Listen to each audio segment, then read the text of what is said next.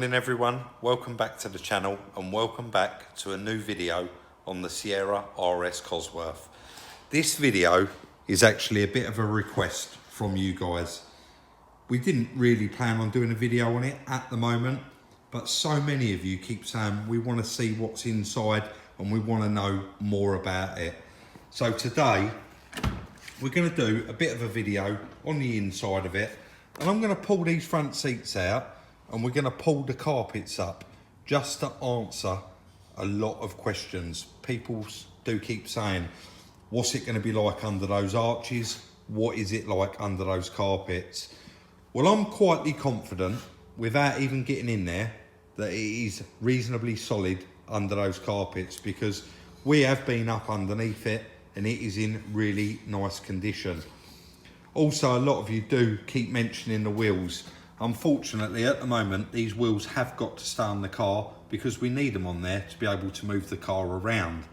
But we are looking into some wheels and we have got something planned for the future for the wheels. So these will be coming off at some point and they will be staying off. But at the moment, they have to stay on there so that we can move the car around.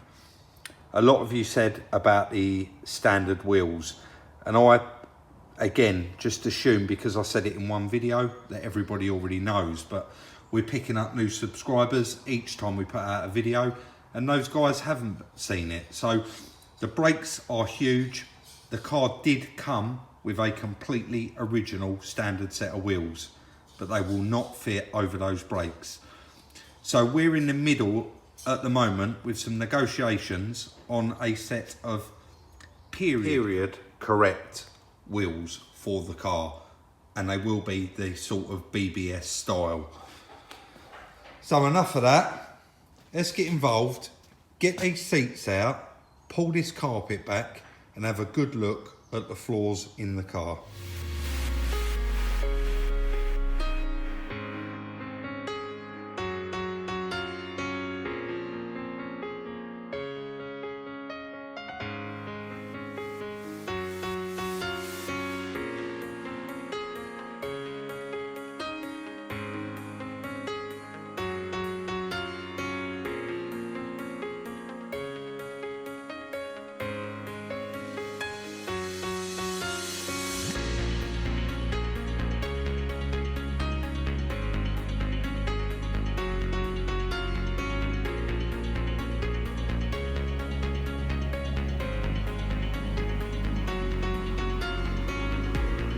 Really didn't take long.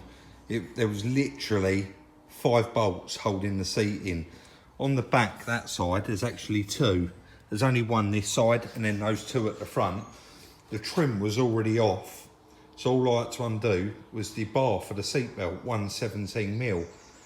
And I think everybody would agree that that is very, very clean for a car of this age. Very clean. I was very, very shocked at how nice that is. If you can see that inner seal there and the floor, I mean, there is some surface rust, but I'm going to get straight in here with the hoover all of that out and actually give that a bit of a wipe over and see what it does come up like. But I'm pretty impressed with that. And if the rest of it is like that and the other side, then I'm going to be very impressed, because I was expecting it to be good, but I wasn't expecting it to be that good. And that is fantastic. So I did just go over it with a little bit of warm water, but not this side, just here. Just give it a little wipe off and it is very, very solid and clean.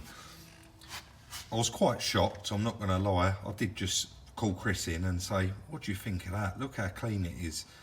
And we both decided we don't actually know, like we said before, we've not had one of these before, but is there not meant to be sound deadening in this car? If so, somebody has removed it. We know a lot of modifications were done to it anyway back in the day, as someone tried lightening this up by taking the sound deadening pads out. Now, I haven't had one of these, but I have had 3 Series 1 RS turbos. I've had quite a few Mark IV RS turbos back in the day, and obviously the Fiesta RS turbos. And I know that they all used to suffer with holding in a bit of moisture on those sound deadening pads. They was like material. So has somebody taken them out of this and thrown them away? Any of you that do know, should this have sound deadening in it, do let us know. I will buy the later stuff anyway. It's quite small and it has come on a long way, and we will be sticking it in here, and I'll be taking the whole carpet out and giving that a shampoo. But that is the least of the problems at the moment. We need to deal with the paintwork, etc. So yeah, let us know, should this have sound deadening in it? I would like to think that it should have. I'm not going to get too involved in starting to do any work in here, because it just doesn't, like I said, it's one of the last things to do is the interior. But I am going to give this a nice hoover out. We're going to move on to the other side, strip that seat out, check that floor, and then we'll move on to something else.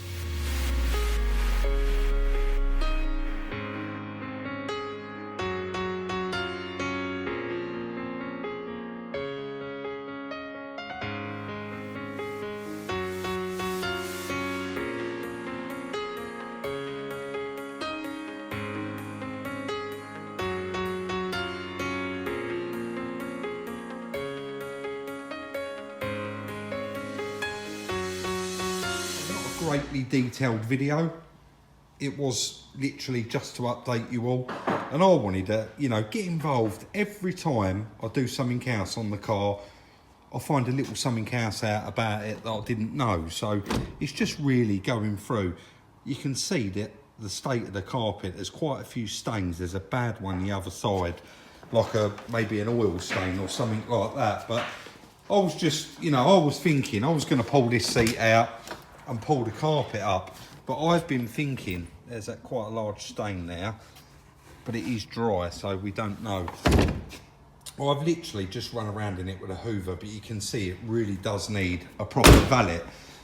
So what I've decided to do, when the car does go over to the paint shop and they start doing all the paint work, I know we've got quite a lot to strip off here beforehand, like the wheel arches, body kit, etc., the spoiler, the glass. But before it goes over, I'm actually going to remove the whole interior and probably get that carpet shampooed. If we can't get that carpet up nicely, then we will have to source a new one for it. But quite a lot of you have not seen the inside of it and all said that you wanted to have a good look, and there's quite a lot that wasn't shown. I remember in one of the videos someone picked up and said about the mileage was wrong, and when we got there the guy said, I did tell you, the rev counter would not work on the original clock, and he sent it to a specialist and actually had it repaired. And when we went to pick the car up, obviously these come in a box with the car and all the paperwork. We didn't even want to part with our money until we'd seen that we got everything for the car. So that's why that was wrong back then. And they're the ones that he'd put in there. So that is all now spot on, exactly how it should be. And obviously it's got the turbo gauge, which those cheap ones that he's put in was completely wrong. They didn't have that. So I do hope that that explains what that discrepancy was all about. Let's start it up. We don't want to...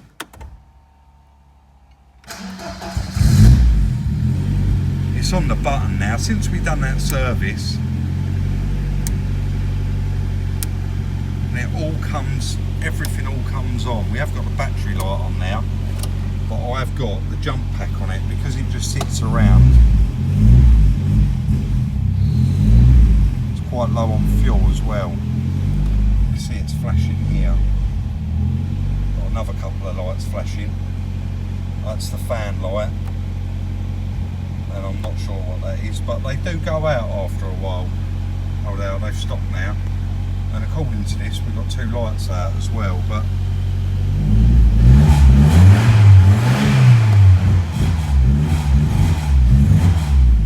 I think it is running out of fuel. So yeah, not a brilliant video, I know that, and I know that we haven't covered a lot of stuff, but I really wanted to get in there today, have a good look at that floor, because so many people was really curious to know, is it bad under there? It's been sat for a long time. And I have had a good feel up under here, and I can actually feel the lip of the wheel arch right there, and they are absolutely fine. Also, I've had a good feel around inside here. I've been right underneath it and had a poke around as well, and it does all seem solid. So really, this is the issue. I'm going to try and get that to focus. I know I've shown it before, but I'm going to show it again.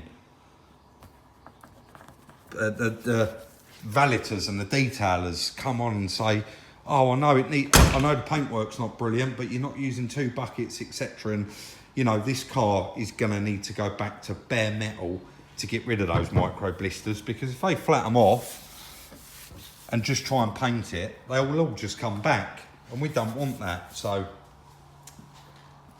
there you go. That inside though, so happy with that floor. That really has made me happy, because there's definitely no welding required that side, and if there's no welding required on this car, we really did have a good result when we bought it. Guys, that was literally just a bit of an update. I had so many questions on whether it's got any rot, etc., and I can't wait to see under the carpet. So I thought, do you know what? Chris is in there doing the Sunday video on the Morris. Why don't I crack on and get this done? We have got another project. It's already here, and we're going to be cracking on with that early to mid next week, fingers crossed. We're just waiting on a phone call, and then we can crack on and start working on that. And we think that that's going to be a really good series, and it's going to be very quick and a very short number of videos. So that is going to be the end of today's video on the Sierra RS Cosworth. As usual, I do hope that you enjoyed it, and if you have got any questions or comments, please feel free to leave them in the comment section. I will always get back to you, and I do read each and every one of them. Check out the merchandise, the link is in the description for the little sneak peeks throughout the day. I've just put one out on this car, it's Instagram. If you haven't already, please consider subscribing and turn on the notification bell so you don't miss any of our videos. Like, subscribe and share, and we'll see you very soon in the next one.